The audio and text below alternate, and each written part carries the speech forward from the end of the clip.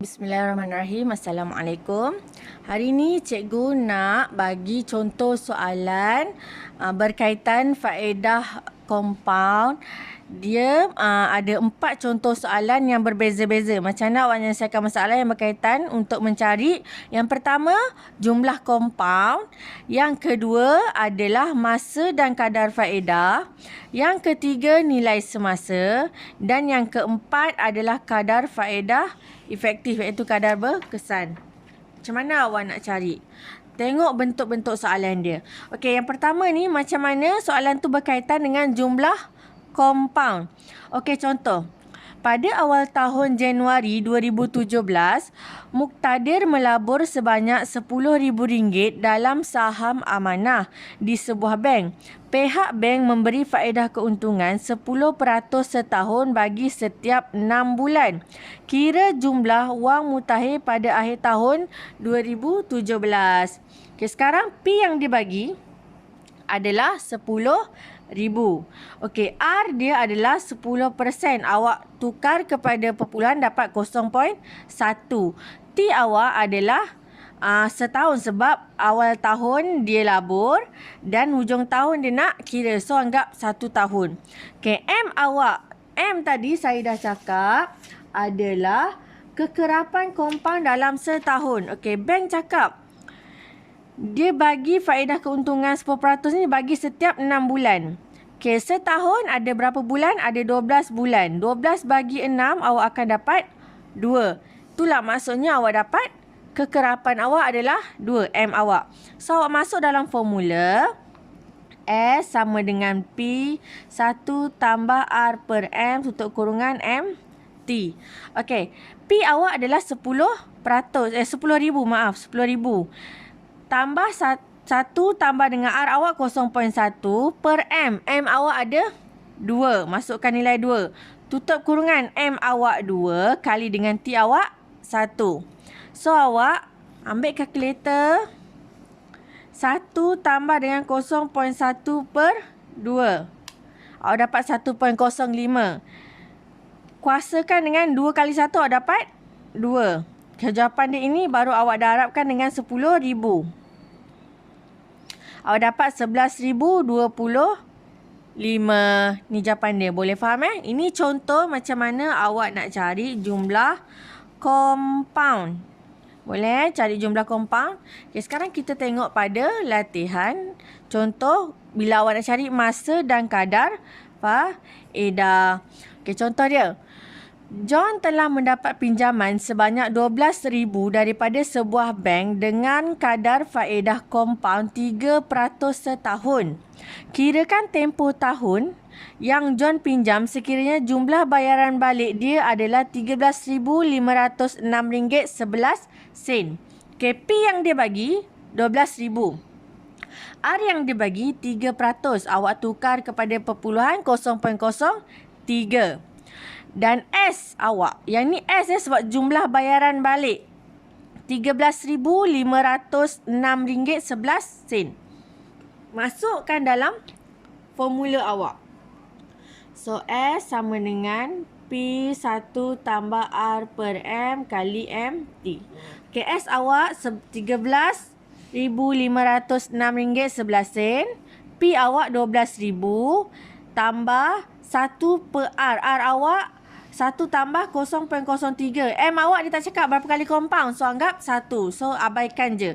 Tahun yang awak kena cari T ni. So, awak nak kira macam tadi sama. So, 12,000 bawa ke bawah. So, 1,3506.11 bahagi dengan 12000. Awak akan dapat 1.1255. Panjang kan? Bila panjang baru awak boleh bundarkan dia kepada 2 titik peluang, iaitu 1.13. So, 1.13. Sorry, kepada 4 titik peluang. 1.1255. Okay, jadi awak akan dapat 1.03 T sama dengan 1.1255. Dia dah terbalikkan kedudukan, kiri bawa kanan, kanan bawa kiri. So, kalau dalam bila kuasa dia adalah nombor unknown, awak kena buat log, iaitu A kuasa B sama dengan C. So, nilai dia awak nak cari B. Awak logkan C bahagi dengan logkan A. Macam ni So, awak tekanlah. Log 1.1255 bahagi dengan log 1.03. Awak akan dapat 3.999735 ni. Benda ni adalah menghampiri 4 tahun. So, awak buatlah tanda macam ni. Berombak tu. Menghampiri 4 tahun. Boleh? Sekarang kita tengok pada contoh soalan untuk nilai semasa. Okey. Sebelum tu awak kena faham dulu. Apa itu nilai semasa? Okey. Ini prinsipal simpanan atau pinjaman awak. Dan nilai depan S jumlah kompaun bayaran balik awak. So, dalam tempoh masa, contoh. Antara awak nak pinjam 5 tahun 5 tahun, okey. Sepanjang 5 tahun tu, tengah-tengah dia tu adalah nilai semasa. Contoh, tahun kedua, tahun ketiga, tu nilai semasa. Dia nak tahu antara tahun, 5 tahun tu. Macam mana? Okay, nilai semasa adalah nilai prinsipal yang masih belum matang. Sebab kalau dah matang, dia dah cukup 5 tahun. Dia belum cukup 5 tahun, so dia dikira masih belum matang. Okay, contoh yang dia bagi, seorang pekerja telah membuat simpanan RM1,000 bagi tempoh 18 bulan dengan kadar faedah 4% setahun secara kompaun bagi setiap suku tahun. Kirakan nilai semasa bagi 3 bulan dan 1 tahun. Kita buat satu-satu dulu, 1 tahun. Okey, P awak adalah RM1,000. R awak adalah 4% tukar kepada perpuluhan 0.04. M awak kenapa 4? Sebab dia kata suku tahun. Suku tahun adalah 1/4. Maksudnya 4 kali dia buat compound. So nilai M dia adalah 4. T awak 3 bulan. Kenapa 1/3? Sebab 3/12. Dia benda yang sama je. Awak nak tulis 3/12 boleh, 1/4 pun boleh. So masukkan dalam formula. S sebab dia nak nilai semasa. Kirakan nilai semasa. So 1,000 1 tambah 0.04 R awak per M awak 4. Kuasakan dengan M awak 4 kali dengan T 1/4 boleh. 3/12 pun boleh. Awak tekan calculator. Cara yang saya ajar macam tadi juga. Awak akan dapat RM1,010. Ini untuk 3 bulan. Ini yang dia kata nilai semasa. Sebab 3 bulan ni belum capai lagi tarikh penuh dia. Tarikh matang dia. Contoh saya anggap tadi 5 tahun kan. So 3 bulan. Okay, sekarang setahun. Setahun pun belum capai lagi nilai matang. So awak ambil. Kira cara yang sama. P awak 1,000, R awak 0.04, M awak 4, T awak adalah 1 sebab dia 1 tahun. Masuk dalam formula 1,000, 1 tambah 0.04 per 4, tutup kurungan 4 sebab 4 kali dengan 1 sama dengan 4. Awak tekan kalkulator, awak akan dapat RM1,040.60. Okey, dan contoh yang terakhir berkaitan dengan kadar berkesan iaitu kadar faedah efektif. Okey, awak tahu kadar berkesan tu adalah kadar yang sebenar. Kadar nominal adalah kadar yang dinyatakan. Ini saya dah ringkaskan formula untuk kadar berkesan.